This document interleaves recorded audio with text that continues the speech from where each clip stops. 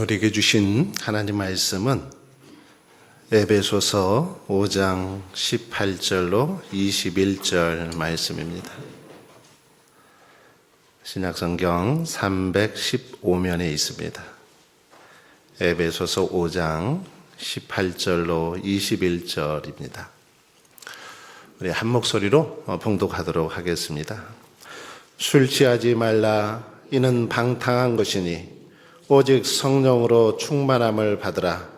시와 찬송과 신령한 노래들로 서로 화답하며 너희의 마음으로 주께 노래하며 찬송하며 범사에 우리 주 예수 그리스도의 이름으로 항상 아버지 하나님께 감사하며 그리스도를 경외함으로 피차 복종하라. 아멘. 예, 우리 옆에 계신 분하고 한번 인사 나누겠습니다. 사랑합니다.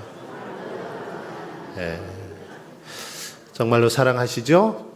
예, 더 환하게 웃으시면서 인사를 하시면 더 좋을 것 같아요. 정말 사랑하는 마음을 담아서 한 번 더 환하게 웃으면서 사랑합니다. 예, 예, 그래요. 그동안 계속 우리가 제자 훈련 말씀 가지고 나누다가 계속 오후 예배를 못 드렸습니다. 공부를 못 했는데 오늘은 이어서 성령과 삶에 대해서 함께 공부하고자 합니다. 지난번에 오래전인데 성령의 사역에 대해서 공부를 했는데 오늘은 성령과 삶에 대해서 함께 나누도록 하겠습니다. 한번 화면을 보면서 해보겠습니다. 같이 한번 천천히 읽어보겠습니다. 시작.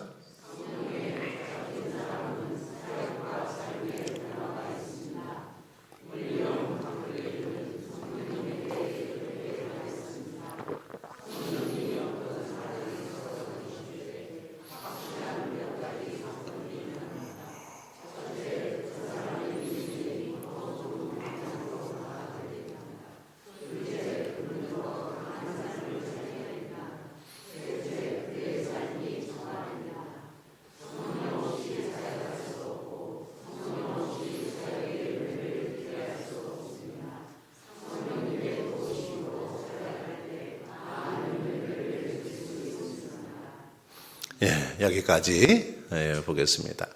오늘은 성령과 삶에 대해서 배우고자 하는데 성령에 붙잡힌 사람들, 성령 충만한 사람들은 그들의 사역 속에 삶에 분명한 변화가 있습니다. 그 사람이 성령 충만한가 아닌가, 성령의 사람인가 아닌가, 그렇기 때문에 그 사람의 삶의 변화가 있느냐 없느냐를 보면 잘 알 수 있습니다. 윌리엄 바클레이는 성경 그 주석가로도 아주 유명한 신학자인데 이 바클레이는 그런 말을 합니다. 어떤 사람, 성령님이 어떤 사람을 사로잡으실 때 확실한 몇 가지 사건이 일어난다. 성령님께서 사로잡을 때, 성령 충만할 때 몇 가지 그런 사건들이 일어난다라는 거죠. 첫 번째가 뭡니까? 그 사람의 인생이 더 좋은 방향으로 나아간다. 성령을 충만하게 되면, 성령을 받게 되면 그 사람의 인생이 더 좋은 방향으로 나간다라는 겁니다. 만약에 더 좋지 못한 방향으로 간다면 어떨까요? 이것은 성령 받은 게 아니죠.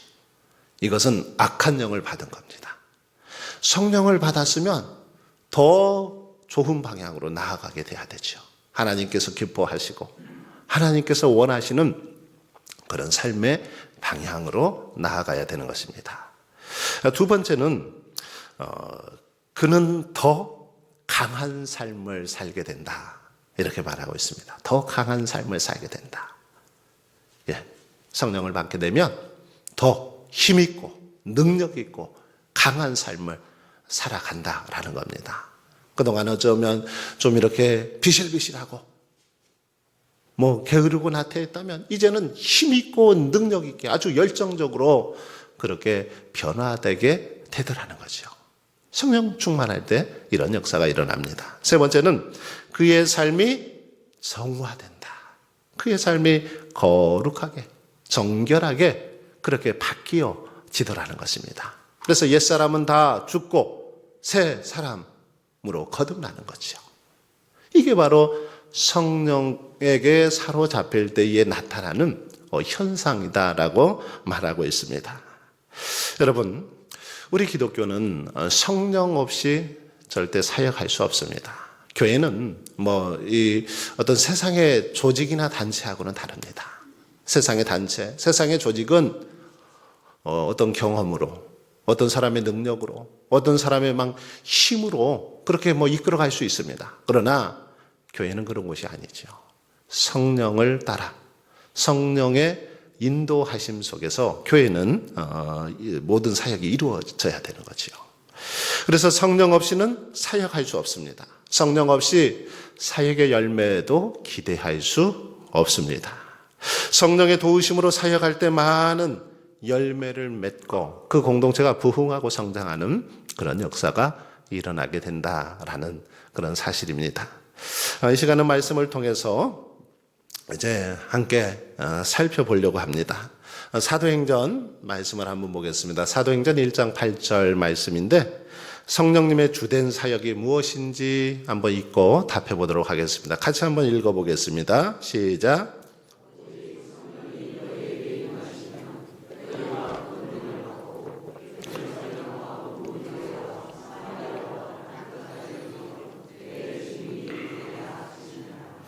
자, 여기 보시면 성령의 주된 사역이 뭘까요? 성령의 주된 사역. 뭐예요? 뭡니까? 여기 보면 복음을 증거하는 그 사역임을 알 수 있습니다. 성령의 주된 사역, 복음 증거의 어떤 힘을 불어넣어주고 도와주는 그런 역할이 바로 성령님입니다. 그래서 오직 성령이 너희에게 임하시면 너희가 권능을 받고 예루살렘과 온 유대와 사마리아와 땅끝까지 이르러 내 증인이 되리라. 성령을 받게 되면 증인된 삶을 살아갈 수 있다라는 거죠. 그렇기 때문에 우리가 그리스도의 증인이 되기 위해서 무엇보다 중요한 것은 성령으로 충만해야 됩니다. 성령의 사람이 되어야 되죠. 사도행전에 보시면 예수님이 이제 사복음서에 보면 돌아가시죠. 돌아가신 다음에 제자들이 어떻게 해요? 뿔뿔이 다 흩어져 버렸습니다. 다 흩어져 버렸는데 마가다락방에 이제 성령이 임하죠. 오순절 마가다락방에 성령의 어떤 사건을 경험한 다음에 그들이 다시 새롭게 거듭나는 걸 볼 수 있습니다. 예수님이 죽자 도망가고 겁을 먹고 이랬던 제자들이 이제는 성령 충만하면서 아주 담대하게 죽음도 두려워하지 않고 힘있게 복음을 전하는 그런 모습을 볼 수 있죠. 바로 사도행전은 그래서 성령행전이다라고 말할 수도 있죠. 사도들이 어떻게 성령 충만함으로 복음을 전했는가를 잘 가르쳐주고 있는 책이 바로 사도행전입니다. 이처럼 우리가 성령은 복음을 증거하도록 돕는 역할을 해주는 게 바로 성령님이라는 거죠. 복음의 증인으로 사역할 때 그러기에 우리는 성령의 도우심을 경험할 수 있습니다. 한번 여러분 복음 들고 외쳐보세요. 나가서 전해보세요. 누군가에게 한번 복음을 들고 전도해보세요. 그러면 성령께서 얼마나 기뻐하시는지 모릅니다. 그리고 여러분들에게 할 말을 주시고 지혜를 주시고 능력을 주시는 걸 볼 수 있습니다. 저는 정말 전도하면서 또는 선교하면서 이런 경험들을 참 많이 해보았습니다. 복음 들고 나갈 때 성령님께서 너무 기뻐하시고 좋아하십니다. 그래서 막 능력을 주시고 지혜를 주셔서 사명을 잘 감당하게 하시는 걸 볼 수 있습니다. 그 다음 보겠습니다. 사도행전 16장 6절로 7절을 읽고 얻을 수 있는 교훈을 말해봅시다 했는데 같이 한번 읽어보겠습니다. 시작.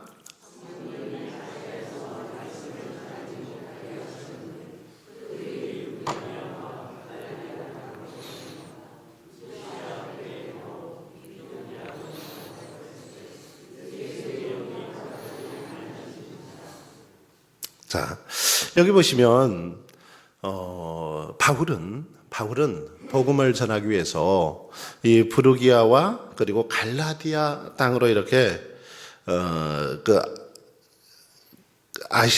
아시아에서 복음을 전하기를 원했지만 그걸 막아버렸습니다. 그래서 이 마게도냐 이 환상을 16장에 보면 나오는데 건너와서 우리를 도우라 이런 그런 말씀이 있죠. 원래 바울은 아시아 서쪽에 있는 쪽으로 가서 이렇게 소아시아 지역에 복음을 전하려고 마음을 먹었습니다. 그런데 그것을 성령이 못하게 할 시간을 못하게 했습니다. 그래서 그들이 부르기아와 갈라디아 땅으로 다녀가서 무시아 앞에서 이렇게 이르러 비두니아로 가고자 애쓰되 예수의 영이 허락하지 아니하시는지라. 여기 보시면 예수의 영, 성령이죠. 성령님께서 막으셨다라는 것입니다. 성령님께서 그래서 여기를 보시면 복음의 현장 속에 우리 성령님께서는 늘 이렇게 함께 하시는 걸 볼 수 있습니다. 함께 하셔서 때로는 그쪽은 가지 말아라. 거기보다 더 급한 데가 있다. 이쪽으로 가라. 저쪽으로 가라. 이렇게 인도해 주시고 도우시는 역할을 하는 걸 볼 수 있습니다. 이처럼 성령님은 우리 안에서 이렇게 구체적으로 어떤 것들을 제시하고 가르쳐주는 역할을 하고 있습니다. 넘어가겠습니다. 에베소서 5장 오늘 본문인데요. 19절로 21절에 있고 다음 질문에 답해 봅시다 했는데 아까 읽었던 말씀입니다. 오늘 본문인데 이 말씀 잘 보시면서 1번 문제 성령 충만이란 무엇을 말하는 것일까요? 제가 여기 오직 성령으로 충만함을 받으라 했는데 여기서 여러분 성령 충만은 무엇을 의미합니까? 우리가 성령 충만해야 된다. 성령 받아야 된다. 이런 표현들을 많이 쓰는데 성령 충만 이건 무엇을 의미할까요? 이 성령 충만이라는 것은 쉽게 말하면 성령의 다스리심을 받는 것입니다. 전적으로 자신의 모든 삶을 성령의 지배 아래, 통치 아래 자신의 삶을 드리는 거죠. 성령 충만, 그렇기 때문에 성령의 지배 아래서 다스리심을 받고 살아가는 것을 성령 충만이라고 말합니다. 바울은 이렇게 예루살렘으로 이렇게 이제 가려고 하는데 다른 사람들이 예루살렘에 오면 핍박을 받을 것이고 당신은 잡혀 죽을 것이다. 그러니 오지 말아라. 막 그럽니다. 하지만 사도행전 20장에 보면 어떻습니까? 그럼에도 불구하고 바울은 성령에 이끌리어 예루살렘으로 올라가고 있는 그런 모습을 볼 수 있습니다. 즉 성령 충만이라는 것은 이렇게 성령의 이끌림 받는 삶을 말한다라는 겁니다. 성령의 지배 아래, 통치 아래 온전히 자신의 모든 것을 성령님의 뜻대로 성령님께서 원하시는 대로 그렇게 살아가는 삶, 이것이 성령 충만한 삶의 모습이라는 거죠. 그리고요 2번 성령 충만한 사람에게 나타나는 현상들이 있습니다. 어떤 현상이 있을까요? 그 위의 말씀 찾아보세요. 저 말씀에서 성령 충만할 때 나타나는 현상이 있어요. 어떤 현상이에요? 시와 찬송과 신령한 노래들로서 서로 화답하며 너희의 마음으로 주께 노래하며 찬송하며. 한마디로 말하면 성령 충만할 때 우리의 삶 속에서 찬송이 터져 나옵니다. 성령 충만하면 막 찬송이 그냥 입술에서 나오는 거예요. 찬송이 나옵니다. 찬송. 시와 찬미와 신령한 노래로 하나님의 높고 위대하심을, 하나님의 크신 은혜를 찬송하게 되더라는 거죠. 누가 말려도 너무너무 기분이 좋고 기뻐서 막 계속해서 우리의 입술에서 찬송이 흘러나오는 삶. 이게 성령 충만한 삶입니다. 두 번째는 그 뒤에 보니까 범사에 우리 주 예수 그리스도의 이름으로 항상 아버지 하나님께 감사하며 감사의 삶을 살아가는 걸 볼 수 있습니다. 감사합니다. 성령 충만하게 되면, 성령을 받게 되면 감사해요. 원망, 불평, 근심, 걱정 이런 건 다 사라집니다. 어쩌면 뭐 환경은 그대로일 수 있어요. 환경은 그대로일 수 있지만 그러나 성령 충만하면 그런 것들은 다 온데간데 없이 사라지고 하나님의 은혜 때문에 감사하는 그런 믿음의 고백을 드리는 그런 모습을 볼 수 있더라는 거죠. 이게 바로 성령 충만할 때 나타나는 현상이죠. 또 하나는 뒤에 보니까 그리스도를 경외함으로 피차 복종하라. 예수 그리스도를 경외하고 복종하는 삶, 순종하는 삶이 나타납니다. 자, 찬송과 감사와 순종의 삶이다라고 말할 수 있죠. 성령 충만할 때 우리 안에 이런 역사가 나타나는 것입니다. 한번 여러분 보십시오. 성령 충만한지 아닌지 옆 사람 한번 잘 보세요. 옆 사람에게 이런 모습이 나타나는지 어쩐지 한번 자세히 한번 보세요. 찬송할 때 열심히 찬송하시는지, 말끝마다 감사하시는지, 하나님 말씀에 순종 잘 하시는지 한번 보셔요. 잘 하시면 그분은 성령 충만한 사람입니다. 다른 게 아니에요. 성령 충만한 게 다른 게 아닙니다. 방언 기도를 하고, 기도에 어떤 막 능력이 있고, 물론 그것도 가능합니다만은 이 삶에 이런 변화들이 있어야 된다는 거죠. 성령님께서 함께 하시면 찬송과 감사와 순종의 모습이 나타나게 되더라는 것입니다. 아레이 토레이라는 목사이고 신학자인데 특별히 저분은 기도에 관한 그런 많은 책들을 썼고요. 또 정말 열심히 기도했던 그런 분이죠. 이분이 한 말입니다. 같이 한번 읽어볼까요? 시작.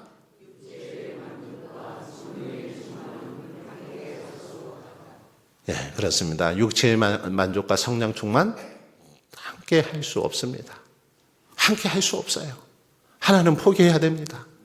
성령 충만하면 육체의 만족은 내려놔야 되죠. 육체의 만족도 누리면서 성령 충만하려고 하는 거, 이것은 욕심이죠. 말이 안 되는 것입니다. 그래서 육체의 만족과 성령의 충만 함께 갈 수 없습니다.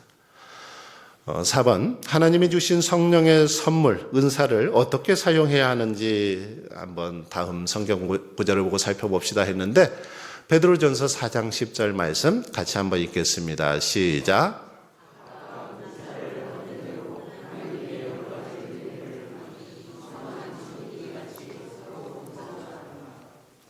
자, 여기 보시면 각각 은사를 받은 대로 했는데 이 은사는 하나님의 선물이죠. 하나님께서 주시는 선물이 은사입니다.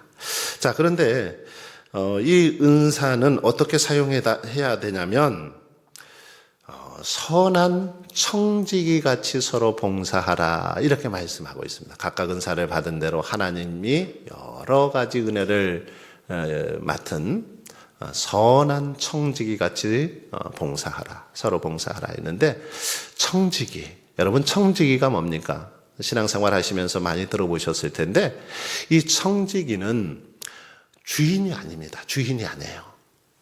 그 어떤 가게의 주인이 아니라 가게에서 아르바이트를 하거나 잠깐 일하는 그런 사람을 청지기라고 하죠. 주인의 물건을 맡아서 관리하는 사람, 이 사람이 청지기입니다.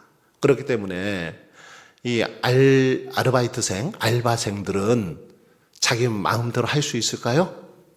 하면 안 되죠. 주인의 허락을 받고 해야 됩니다. 주인이 원하는 대로 이렇게 일을 해야죠. 관리를 해야 됩니다.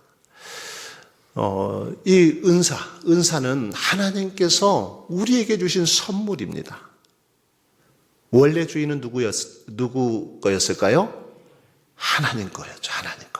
하나님 것인데 잠깐 우리에게 잘 관리하고 돌볼 수 있도록 허락해 주신 선물이죠. 그렇기 때문에 선한 청지기로서 우리는 하나님의 뜻대로 잘 관리해야 됩니다. 하나님께서 우리에게 여러 가지 은사를 주셨다면 이 은사를 가지고 내 욕심이나 어떤 나의 유익을 위해서 사용하는 것이 아니라 하나님께서 기뻐하시고 하나님이 원하시는 대로 사용해야 됩니다. 이것을 통해서 그래서 하나님께 봉사하고 헌신하는 삶을 살아가야 된다라는 거죠. 자, 그 다음 고린도전서 14장 40절 말씀 같이 한번 읽겠습니다. 시작. 자, 모든 것을 품위 있게 하고 질서 있게 하라.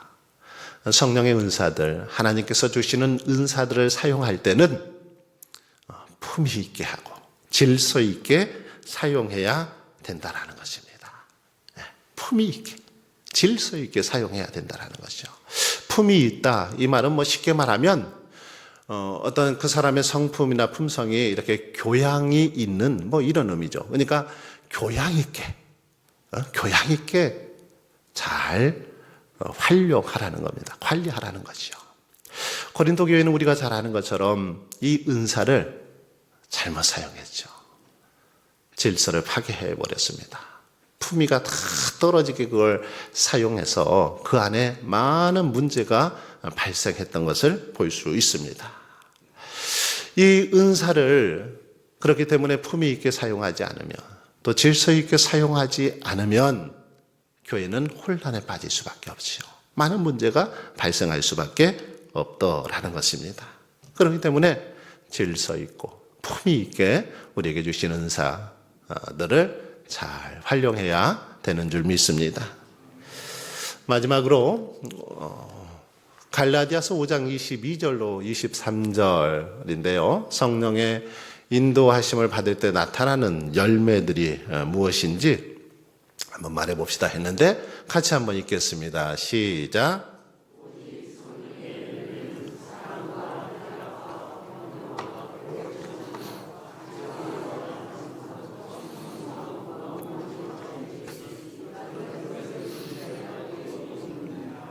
예. 우리가 성령의 인도하심을 받아 따라 살아갈 때 우리 안에 나타나는 성령의 열매들입니다. 성령의 9가지 열매를 여기서 이렇게 기록하고 있는데 성령의 열매가 뭡니까? 첫 번째가 사랑입니다. 사랑. 뭐 고린도전서 13장에서도 이 사랑을 굉장히 강조하고 있죠. 예. 혼란스러운 그 고린도 교인들을 향해서 사랑의 중요함을 강조하고 있습니다. 믿음, 소망, 그 중에 제일은 사랑이다. 예. 여기도 첫 번째 성령의 열매로 사랑이 나옵니다. 사랑, 그 다음에 희라, 기뻐하는 거죠. 화평, 서로 좋은 관계를 맺는 겁니다. 오래 참음, 자비, 양선은 뭐냐면 쉽게 말하면 선행을 베푸는 거 이런 걸 말합니다. 다른 성경에는 선함이라고도 이렇게 번역이 되어 있는 것도 볼 수 있습니다. 선행을 베푸는 삶, 이게 양선이고요. 또 충성, 맡은 바 맡겨주신 사명에 충성하고 온유하고 또 절제하는 그런 믿음의 삶을 살아가게 돼 있다는 거죠. 성령의 인도하심을 따라 살아갈 때 이런 열매들이 우리의 삶 속에 나타나게 되는 것입니다. 한번 여러분 스스로 한번 점검해 보십시오. 이 9가지 열매 가운데 여러분에게는 어떤 열매가 있습니까? 어떤 열매들이 있어요? 만약에 없다면 어떤 것이 또 없는지 한번 점검해 보십시오. 그래서 성령의 열매를 맺어갈 수 있도록 더욱더 노력할 수 있기를 바랍니다.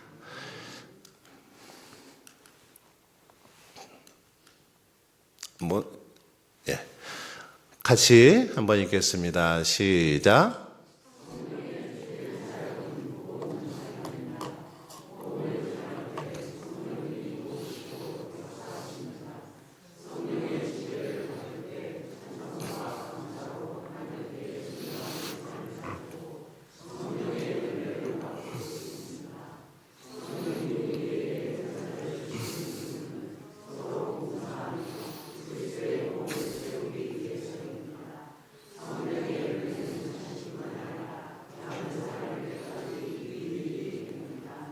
예, 그렇습니다. 성령 다시 한번 강조합니다마는 성령의 주된 사역은 복음 전파입니다. 그래서 복음을 전할 때 성령님이 도와주시고 역사하시죠. 성령의 지배를 받을 때 우리 안에 찬송과 감사와 순종의 삶이 나타나고 열매 맺을 수 있다라는 거고요. 성령님이 우리에게 은사를 주시는 이유가 뭐라고요? 서로 봉사하며 그리스도의 몸을 세우기 위해서.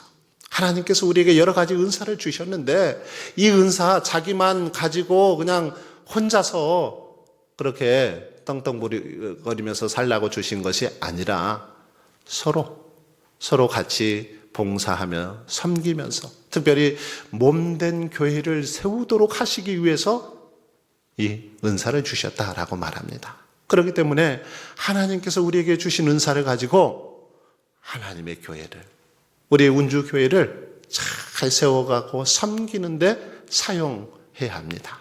그럴 때 하나님께서 은사를 더 넘치도록 부어주시고 또 더 우리를 축복하여 주시는 줄 믿습니다. 여러분, 그러므로 저와 여러분은 더욱더 정말 성령 충만하셔서 성령께서 주시는 힘과 능력으로 날마다 하나님께서 맡겨주신 사명도 잘 감당하시고 또 많은 사람들에게 그 성령의 아름다운 열매를 이렇게 증거함으로 저와 여러분이 모두에게 정말 하나님의 자녀됨을 그렇게 드러내 보이시고 나타내심으로 하나님께 영광 돌릴 수 있기를 주의 이름으로 축원합니다.